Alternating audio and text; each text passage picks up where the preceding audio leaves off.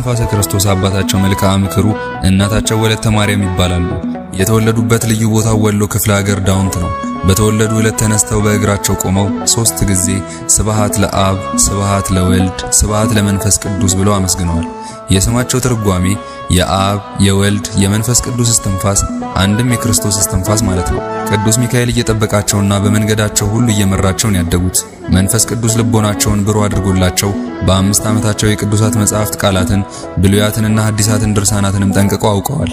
በተወለዱ በ14 ዓመታቸው ወደ አቡነ ኢየሱስ ሞዓ ደብረ ሐይቅ ገዳም ሄደው ከባህር ዳር ቆመው የሙሴን ጸሎት ወደ እግዚአብሔር በጸለዩ ጊዜ የታዘዘ መልአክ መጥቶ ባህሩን አሻግሯቸው ወደ ቤተክርስቲያን ገብተዋል። ለ3 ዓመትም በሐይቅ ገዳም ለመነኮሳት እንጨት በመልቀምና ውሃን በመቅዳት ለአባቶች መነኮሳት ምግብ ሊሆናቸው ከባህር ውስጥ አሳን በማውጣት አገልግለዋል። አባታችን እስትንፋሰ ክርስቶስ 40 መዓልትና 40 ሌሊት ከጾሙ በኋላ ምንም እህል ሳይቀምሱ ጌታችን ኢየሱስ ክርስቶስ አስቀድሞ ለሙሴ በደብረ ሲና እንደሰጠው ለአባታችንም ወደ እርሳቸው መጥቶ 10ን ቃላተ ኦሪትና 6ቱን ቃላተ ወንጌል በውስጣቸው የተጻፉባቸውን 2 ጽላቶች ሰጥቷቸዋል። አቡነ እስትንፋሰ ክርስቶስ ቤተክርስቲያን ከሰሩ በኋላ ዕለቱን ስንዴ ዘርተው ወይን ተክለው ጽድን ወይራንና ግራርን ተክለው በአንዲት ቀን ለቤተክርስቲያን አገልግሎት ዕለቱን አድርሰዋል። ስንዴውን ለመስዋዕት ወይኑን ለቁርባን በታምራት አድርሰዋል። አባታችን በጸሎት ላይ እንዳሉ መልአኩ ቅዱስ ሚካኤል ተልኮ መጥቶ አባታችንን በደመና ጭኖ ወስዶ ከጌታችን ከመድኃኒታችን ከኢየሱስ ክርስቶስ ፊት አቆማቸው።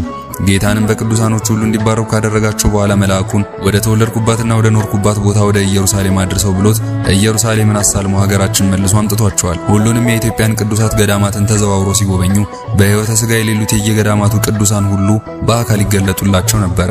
ጎጃም ውስጥ እያስተማሩ እያጠመቁ የታመሙትን እየፈወሱ የዕውራንን ዓይን እያበሩና ሙታንን እያስነሱ ብዙ ካገለገሉ በኋላ ለ9 ዓመታት በባህር ውስጥ ገብተው ቁልቁል ተዘግዝቀው ለኢትዮጵያ ጸልየው የምህረት ቃል ኪዳን ተቀብለዋል። ከ9 ዓመት በኋላ ጌታችን መጥቶ ከመነኮሳት ሁሉ ብልጫ ያለ ወዳጅ እስትንፋሰ ክርስቶስ ሆይ ኢትዮጵያንና ሕዝቦቿን ምሬልሃለሁ ከዚች ባህር ውጣ በማለት በሞት የሚያርፉባትን ቦታ ነግሯቸዋል። ጻድቁ ወደ ደብረ አስጋጅ በሚሄዱበት ጊዜ ፀሐይ ልትገባ ስትል በጌታችን በኢየሱስ ክርስቶስ ስም አውግዤሻለሁ፣ ለመስፍን ኢያሱ በገባዖት እንደ ቆምሻውን ቀጥ ብለሽ ቁሚ ብለው ገዝተው ፀሐይን አቁመዋል። አቡነ እስትንፋሰ ክርስቶስም ደብረ አስጋጅ ሲደርሱ ፀሐይ አፍ አውጥታ አቡነ እስትንፋሰ ክርስቶስ ሆይ የገባ ዘንድ ፍታኝ ስትላቸው እግዚአብሔር ይፍታሽ ባሏት ጊዜ ጠልቃለች። ጻድቁ ሌላው በእጅጉ የሚታወቁበት አንድ ትልቅ ቃል ኪዳን አላቸው።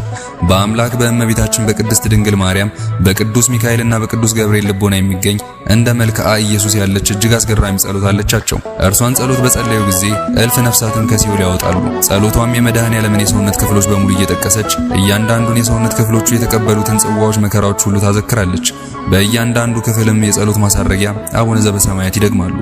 ንስሐ የገባ ኃጢአተኛ ሰው እንኳን ቢሆን ይህችን የአቡነ እስትንፋሰ ክርስቶስ ጸሎት በጸለየ ጊዜ 1000 ነፍሳትን ከሲኦል እንደሚያወጣ ጌታችን በማይታበል ቃሉ ለአባታችን ነግሯቸዋል። እያንዳንዱን የመድኃኔዓለምን የሰውነት ክፍሎች በሙሉ እየጠቀሰች መከራዎቹን የምታዘክረውን ይህችን በአምላክ ልቦና ያለች ግሩም የሆነች ጸሎት ነፍሳትን ከሲኦል አታወጣም ብሎ የሚጠራጠር ቢኖር ግን መንግሥተ ሰማያትን አያያትም።